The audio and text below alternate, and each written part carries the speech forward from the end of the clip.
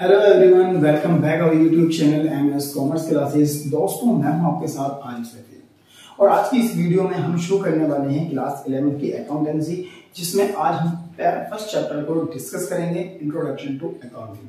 और इस चैप्टर में भी केवल हम अकाउंटिंग के मीनिंग को डिस्कस करने वाले हैं और धीरे धीरे जो आगे हमारी वीडियो आने वाली होंगी उन हर एक वीडियो में हम जो भी टॉपिक हमारे होंगे उनको डिस्कस करेंगे और अच्छे से डिस्कस करेंगे, बिल्कुल इजी वे में डिस्कस करेंगे, क्योंकि मैं जानता हूं आपने अकाउंटेंसी क्लास 11 में फर्स्ट टाइम ली है और अब से पहले आपने अकाउंटेंसी के दर्शन नहीं किए हैं। तो अगर आप हमारी इस वीडियो के साथ बने रहते हैं, हमारे चैनल को सब्सक्राइब कर लेते हैं और हमारी आगे आने वाली हर एक वीडियो को आप अच्छे से वॉच करते हैं, तो आप अकाउंटेंसी के माहिर हो सकते हैं और आपको अकाउंटेंसी बहुत अच्छे से आ जाएगी। तो ज्यादा अपना लेते हुए शुरू करते हैं आज की अपनी ये video.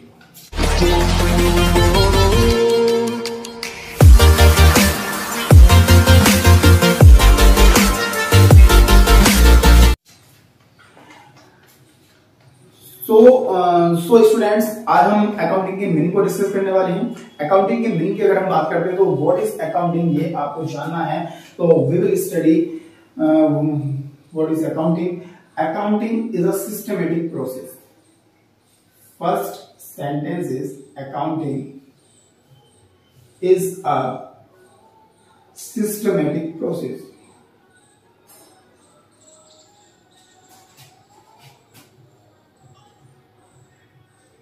Systematic process.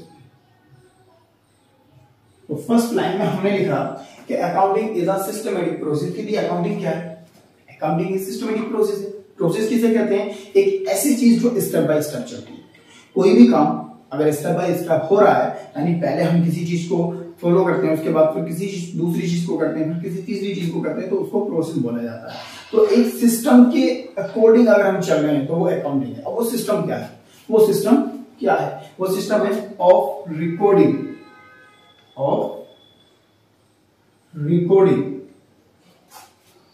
Classifying,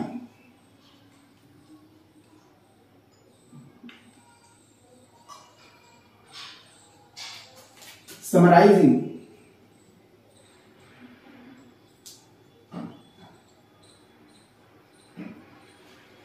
and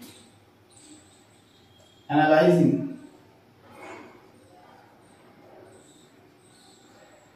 and interpreting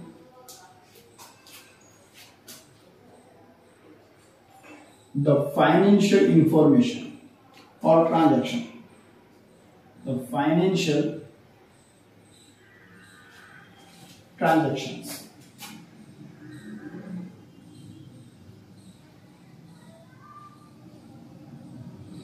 And communicating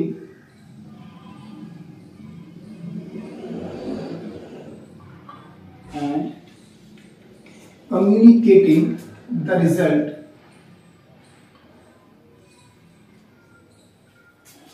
results of the user there.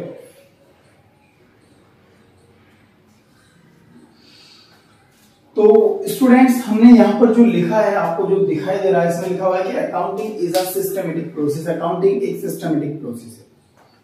पहली बात, अब किस चीज की सिस्टमैटिक प्रोसेस है? ये प्रोसेस है रिकॉर्डिंग की। जब भी हम अकाउंटेंसी की बात करते हैं, अकाउंटिंग की बात करते हैं, तो सबसे पहले आपके माइंड में यह आना चाहिए कि हम किसी बिजनेस को कैरी कर रहे हैं और उस बिजनेस को जब हम कर रहे होते हैं तो उसमें सुबह से शाम तक या कंप्लीट 1 ईयर में बहुत सारी ट्रांजैक्शन होती हैं और एक बल्क रूप में ट्रांजैक्शन होती है। काफी बड़ी बड़ी ट्रांजैक्शन होती हैं और उनकी जो काउंटिंग होती है वो बहुत ज्यादा होती है। हो सकता है सुबह से शाम तक 1000 ट्रांजैक्शन हमारे बिजनेस के अंदर हुई हो। तो उन ट्रांजैक्शंस को रिकॉर्ड करना, ट्रांजैक्शन को रिकॉर्ड करना, और रिकॉर्ड करने के बाद, रिकॉर्ड मींस यानी उनको लिखना, जो हमारी प्राइमरी बुक्स होती हैं उनके अंदर उनको रिकॉर्ड करना, उनको लिखना, वो रिकॉर्डिंग होता है। सेकंड स्टेप हमारा होता है क्लासिफाइंग करने का। क्लासिफाइंग का मतलब क्या होता है कि बाय नेचर उन सभी ट्रांजैक्शंस को अलग अलग बांट देना, उसको हम क्लासिफाइंग करना बोलते हैं।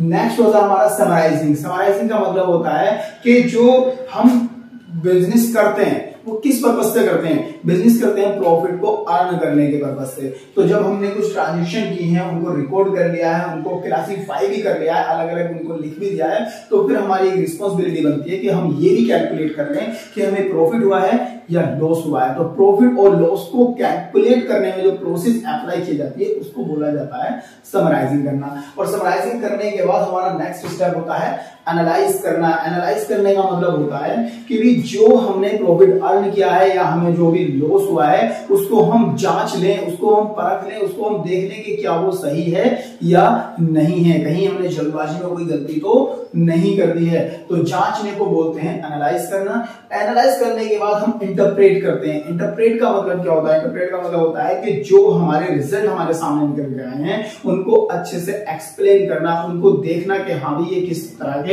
रिजल्ट्स हैं, इनसे क्या आगे की चीजें निकल करके सामने आती हैं, मैनेजमेंट के लिए हेल्पफुल हो सकते हैं या नहीं हो सकते हैं। एंड लास्ट इज हमारा होता है कि communicating the results of the users to the users, sorry of the नहीं आएगा, to the users, communicating the results to the users thereof. हम क्या करेंगे, हमारे जो इंफॉर्मेशन निकल करके आई होगी, जो रिजल्ट्स हमें मिले होंगे एनालाइज करने के बाद, इंटरप्रेट करने के बाद, फाइनेंशियल ट्रांजैक्शंस को जो भी रिजल्ट हमें मिलते हैं उन रिजल्ट को हम कम्युनिकेट कर देते हैं अपने यूजर्स के साथ। यूजर कौन होते हैं? जिन्हें हमारी इंफॉर्मेशन की जरूरतें होती हैं, जिसके बेस पर वो हमारी कंपनी में, हमारी ऑर्गेनाइजेशन में कुछ अमाउंट को इन्वेस्ट करते हैं या हमारी कंपनी के साथ जुड़ करके चलते हैं, तो वो यूजर्स होते हैं। या जिन लोगों को हमारी इंफॉर्मेशन की जरूरत होती है, फॉर एग्जांपल अगर हम आगे की बात करें तो यूजर्स कौन हो सकते हैं? तो यूजर्स तो बहुत सारे हो सकते हैं। जैसे पहले यूजर की अगर मैं बात करूं, फर्स्ट यूजर हमारी हो सकती है गवर्नमेंट।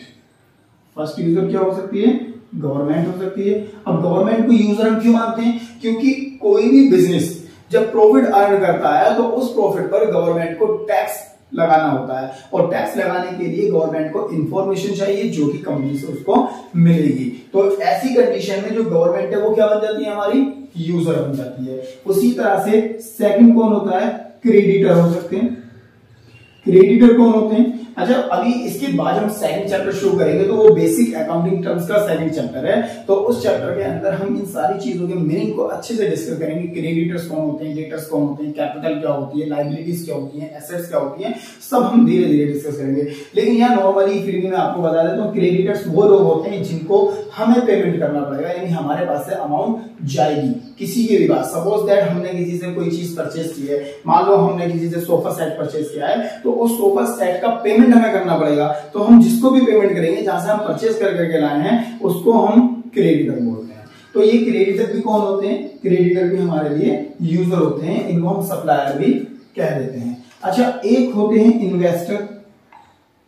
इन्वेस्टर कौन होते हैं? जो हमारी ऑर्गेनाइजेशन के अंदर अपनी अमाउंट को, अपने जो उनकी एक्सेस अमाउंट है उसको इन्वेस्ट करते हैं। और कौन यूजर्स हो सकते हैं? एम्प्लॉइज। हमारी ऑर्गेनाइजेशन के अंदर काम करने वाले जो कर्मचारी होते हैं वो भी हमारे यूजर्स होते हैं, जिनको हमारी इंफॉर्मेशन की जरूरत पड़ती है। ठीक है, और कौन यूजर्स हो सकते हैं? ओनर। ओनर भी यूजर होते हैं। तो कहने का मतलब ये है कि हमारे कुछ यूजर्स होते हैं और उन यूजर्स को हम क्या करते हैं? अपनी इंफॉर्मेशन को प्रोवाइड कराते हैं। तो एक बार फिर से डेफिनेशन को हम पढ़ लेते हैं। बोला गया है कि accounting is a systematic process. Accounting एक सिस्टमेटिक प्रोसेस है जिसके अंदर हम क्या करते हैं? ऑफ रिकॉर्डिंग, हम ट्रांजैक्शंस को रिकॉर्ड करते हैं। क्लासिफाइंग, इनको अलग अलग बाय द नेचर हम क्लासिफाई कर देते हैं। समराइजिंग, क्लासिफाई करने के बाद हम प्रॉफिट एंड लॉस को जो कैलकुलेट करते हैं उस प्रोसेस को समराइजिंग बोला जाता है। एंड नेक्स्ट है एनालाइजिंग, फिर हम उसकी जांच करते हैं। एंड नेक्स्ट है इंटरप्रेटिंग, फिर हम हर एक चीज को अच्छे से देखते हैं, या इसे हम गहन जांच करना बोल सकते हैं, या इसे हम एक्सप्लेन करना बोल सकते हैं। द फाइनेंशियल ट्रांजैक्शन, जितनी भी फाइनेंशियल ट्रांजैक्शन होती है। एंड कम्युनिकेटिंग द रिजल्ट, उसके बाद हम क्या करते हैं? जो रिजल्ट होता है उसको कम्युनिकेट करते हैं। किससे कम्युनिकेट करते हैं? To the users thereof, जो हमारे यूजर्स होते हैं। अब यूजर्स कौन कौन होते हैं?